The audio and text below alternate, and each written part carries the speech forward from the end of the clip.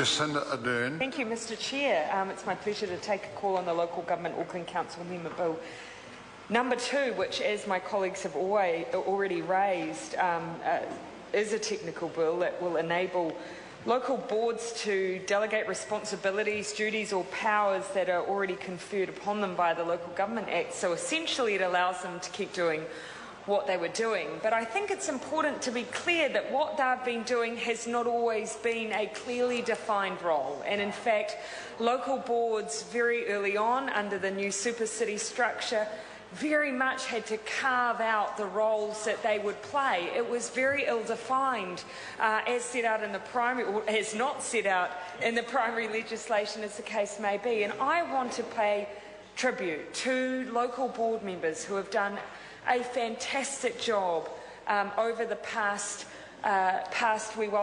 few years, interpreting their role, defining their role, and doing as much as they could to give local voice, local say in the areas where they were serving, where actually, in many ways, the super city legislation gave them very few powers. And so they've had to do a lot of work interfacing with council-controlled organisations and the council in order to define their role as placemakers. And in particular, Mr Speaker, as a resident in central Auckland, obviously I sit under the area of the Waitemata local board, who in particular, I want to say, have really been an exemplary board in terms of defining their role and working alongside the council-controlled organisations and local council.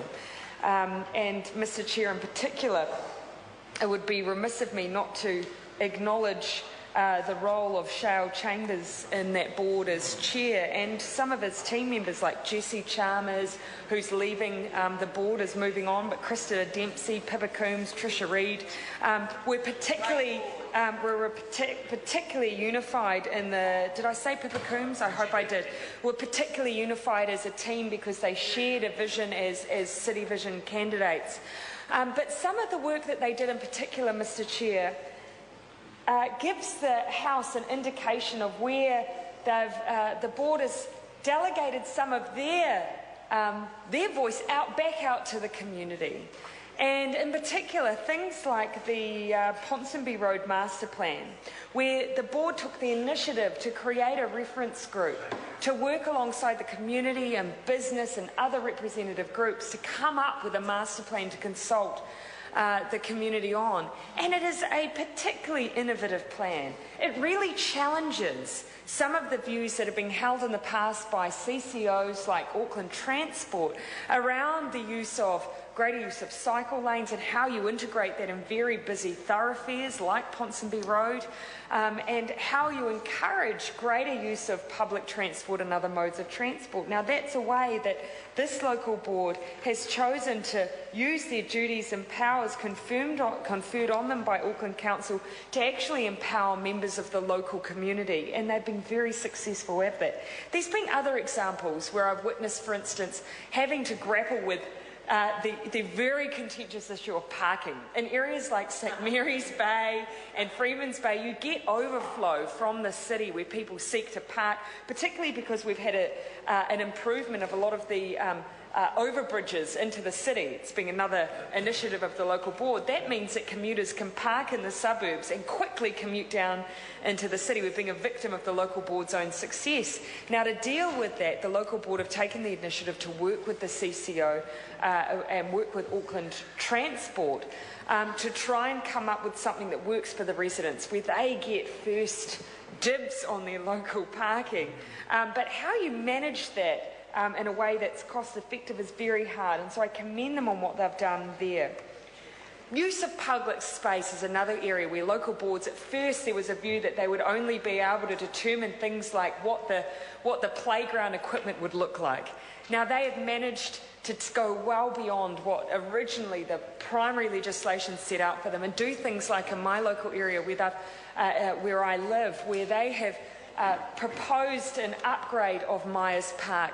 It's been a thorn in the side of residents, Mr Chair, that we have a beautiful public space in the centre of Auckland City that has become a space that is not viewed as safe, Mr Chair.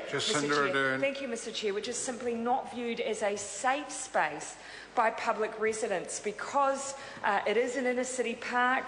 There hasn't always been good lighting. It is surrounded by quite mature vegetation, and it has been used by the homeless and others as a place to sleep in the evenings, and so people have sometimes avoided that area. Now, they have gone through multiple public consultations on a plan to upgrade that space, and again, the consultation has been in the local interaction. It hasn't been consultation that's been conducted out of Auckland Council. It's been right there in the inner city, and that's been absolutely fantastic. Some of the other innovative things that have been able to do through these powers of delegation, through the proper interaction between the board and the CCOs, but even central government agencies like NZTA, have been that in Auckland Central, we had spaces like the Campbell Free Kindergarten. Now, almost anyone that has driven through Auckland may at some point have driven past this. When you come to Victoria Park Market, and you've got the bird cage there on the right-hand side. On the left, you have an extraordinarily old kindergarten that sits in the middle of Victoria, on the edge of Victoria Park. Now, that was a historic building that essentially was sitting right next to a massive piece of transport infrastructure that was the area the NZTA were building the tunnel. Now, local board did something very, very innovative and came together with NZTA and said, look, we've got a space that needs to be upgraded and that we could use as a public space. NZTA needed an extra storage facility for some of the equipment working around the tunnel. They collaborated, upgraded the space, and now we have a fantastic community facility, which is absolutely brilliant. But it's not just that. Local boards are required to constantly input into what council is doing. Now, we can't underestimate how much work is required in that regard. I counted in the last year alone to July 2013. The Waitemata local board consulted on 25 different plans or things like alcohol plans, absolutely every initiative you can think of, they were inputting back into council on. So that's an example of where we have that ongoing two-way relationship. Where it's been absolutely critical have been areas like the unitary plan, obviously the biggest guiding document for Auckland City, but also controversial issues like the local alcohol plans, where we'll really require local input in order to guide what local residents want to happen in their area, because we do run the risk, Mr Chair, if we don't have that local voice, of having, for instance, one community make a decision about having a one-way door policy that ends at a certain time, that might be earlier, then say what's going to happen on K Road, and then we'll suddenly get the flow-on effect of everyone coming into the city as a result of those differing plans. Having a local board able to tap into what's going on in those other areas, listening to your community voice, listening to business associations, and constructing something that works for everyone is absolutely fantastic. Now, not always is it the local board guiding some of the activity in a local area. Sometimes it's the community. Like in my area where the K Road safety group has formed themselves because of ongoing safety issues. But in that instance, the local board have actively said, look, we'll come on board and help work with you to ensure that we make the most of the council facilities that we have access to as a delegated local board area. But also, they're willing to champion to local council when they make the wrong call on something, because of course council does still have those powers around planning decisions. Critical example, for instance, in Arch Hill at the moment is the fact that Bunnings Warehouse has come in and got planning consent from council in order to build a massive Bunnings structure in the middle of a residential area. In the middle of an area where council has otherwise indicated this is prime residential property. We should have mixed zone areas, we should be building 4 stories up, and then what do they go and do?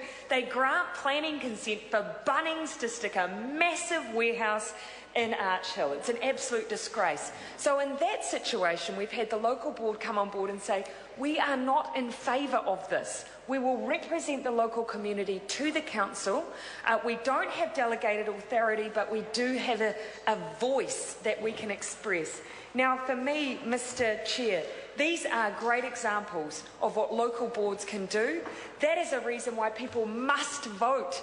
These are all of the issues that they have a voice on the community's behalf, and I'd encourage them to vote for great boards like City Vision candidates. Thank you very much, Mr. Chair. It's a pleasure.